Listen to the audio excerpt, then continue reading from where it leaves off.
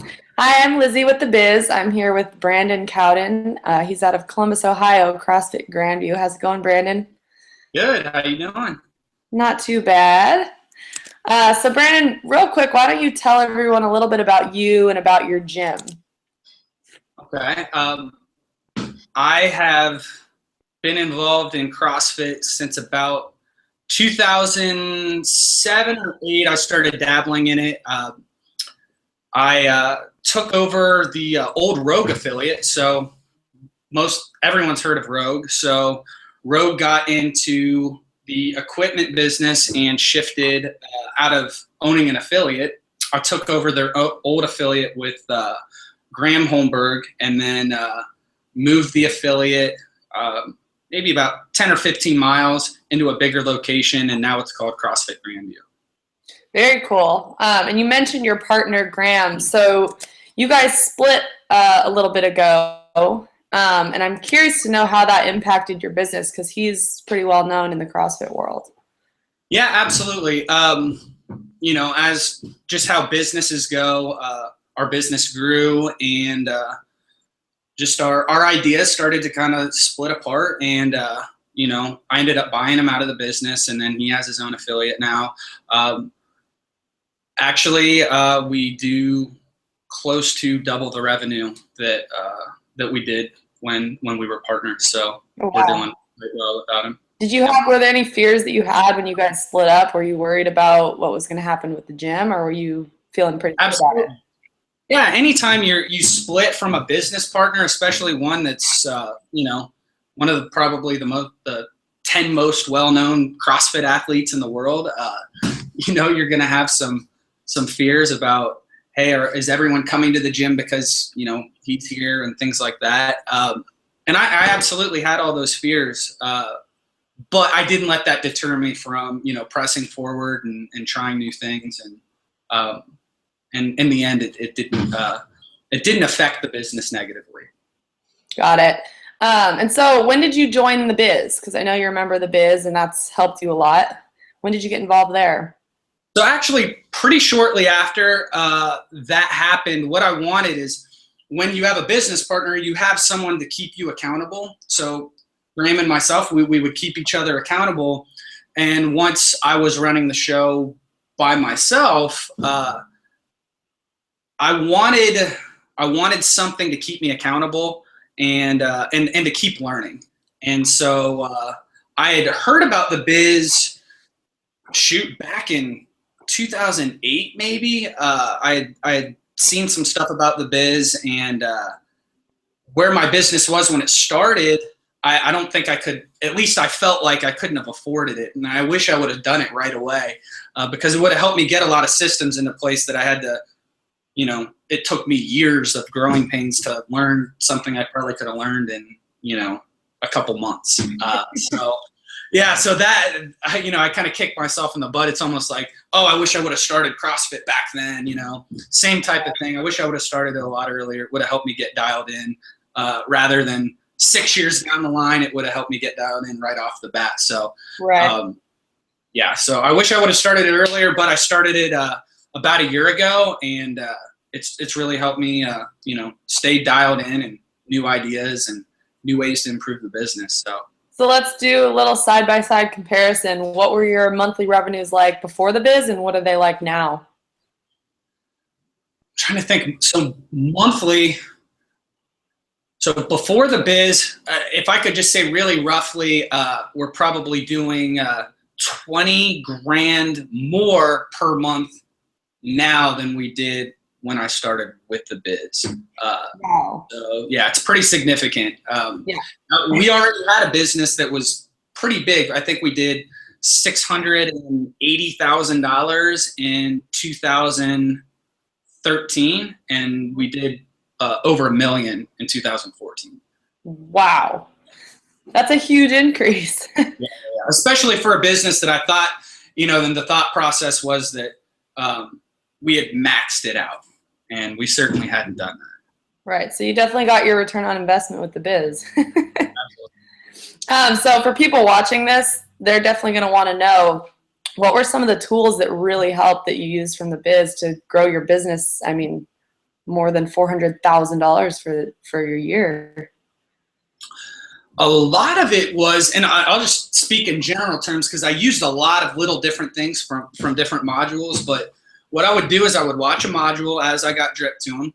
Some of them, hey, I'd been doing this for 5 years before it. I had some systems in place that some of the modules just didn't quite fit. That being said, I'd see a module, one that was great. It talked about doing events. I did events and prepared for slow times of the year. I'm right on Ohio State campus. So what I would do is I'd forecast, okay, we're going to lose 10, 15% of our membership. This is a great time to do events. So we're going to put events in place. We're going to do, contests, things like that. So we did that at times. I think it was Amy from Blacksburg who she's in a similar situation, and she talked a lot about that in one of the monthly webinars that we have. And so I just started putting that into action. Something John talked about, a lot of it is too with the monthly webinars. I'll pick up a little thing, and that little thing will end up making my whole business run smoother. He just talked about how he runs his day. So he'll try and get everything that he's supposed to get done by, 10 a.m. or 12. And then after that, he can just take on whatever comes at him, because that's what was starting to frazzle me. I would have things throughout the day that I needed to do, and then I would, something would break, or my attention needed to be drawn somewhere else. With a business this size, I had probably 7 people working for me. Right. So my attention would get drawn all over. Once I started doing that, everything started running much more smoothly, took a lot of stress off me. And then it's weird. Your revenue starts bumping up when you do it. Funny how that happens, right? All right. So you mentioned John Birch. What's it like working with John Birch? Because as we know, he's not the easiest person to work with all the time. So talk a little bit about what it's like working with John. No, I like John. I like his style. He's really inspiring, and just the way he presents stuff. He doesn't bullshit around. He doesn't mess around. He lets you know what you need to do, and even if you don't agree with him, he's not going to back down from and try and placate you or be like, oh, okay, it's okay. He'll tell you what he thinks you need to do, and if you don't want to do it, it's to your own detriment. So I like his style. He's been great, and the monthly webinars are probably my favorite part, because I always get a lot out of those. Right. So, and as a business owner, he's obviously helped you. What are some of it sounds like you've kind of started to structure your day like him. Are there other things you've picked up from him that you kind of do on a daily basis? Trying to think of specific examples, because every time we have one of the webinars, I take something from it and I implement it, whether it's my staff meetings, even just the way he'll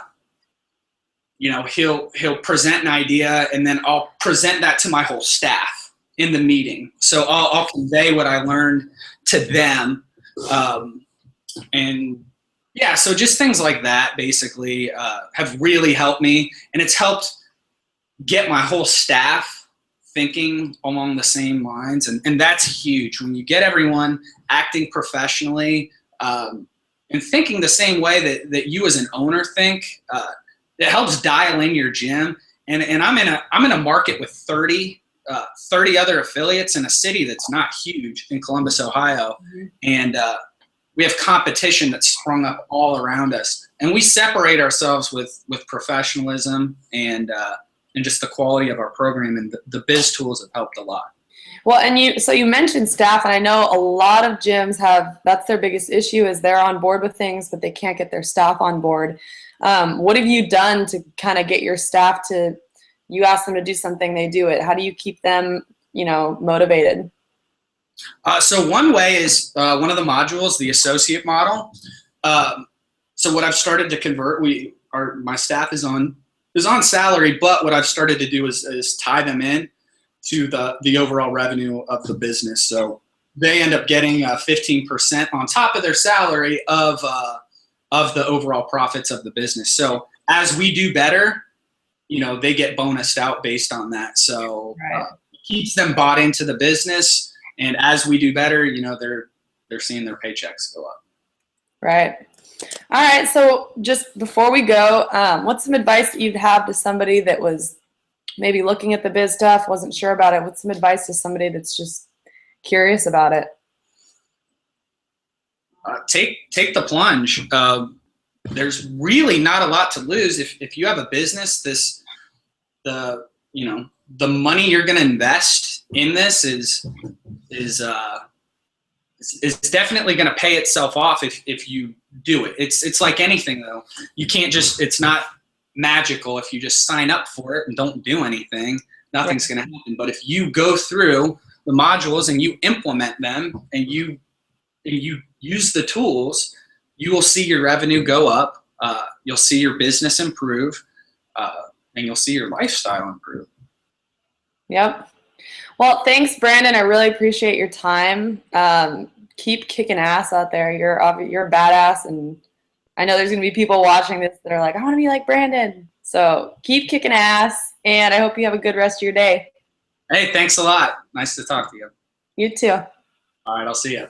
See ya.